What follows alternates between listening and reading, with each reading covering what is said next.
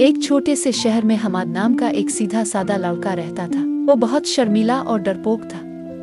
बाजार में अगर कोई ऊंची आवाज में बोल देता तो फौरन पीछे हिट जाता और दोस्त भी अक्सर इसका मजाक उड़ाते थे। एक रात हमाद को दरियाए किनारे पर एक अजीब सा सब्ज रंग का निकाब पड़ा मिला। निकाब देखते ही इसे लगा जैसे ये आम चीज नहीं है। आकर इसने निकाब पहन लिया। जैसे ही निकाब उसके चेहरे पर आया, एक धमाके के साथ वो बदल गया। इसके कपड़े रंगीन और चमकदार हो गए। इसके चेहरे पर शरारत भरी मुस्कुराहट छा गई और उसके अंदर इतनी ताकत आ गई कि वो दीवार पर दौड़ सकता था, हवा में कलाबाजियां लगा सकता था और किसी जादुई किरदार की तरह हरकत कर सकता था। अब जो हमाद पहले डरपोक था, वो पूरे शहर में शरारती हीरो बन गया। वो मजाक में गुंडों की क्लास लेता, गिल्ली के बदमाशों को अलिफाड़ता और लोगों को हंसा हंसा कर दोहरा कर देता। लेकिन इस निकाब का एक राज भी था। जैसे ही सुबह होती, निकाब की ताकत खत्म हो जाती और हमाद फिर वही आम सा शर्मीला लड़का बन जाता।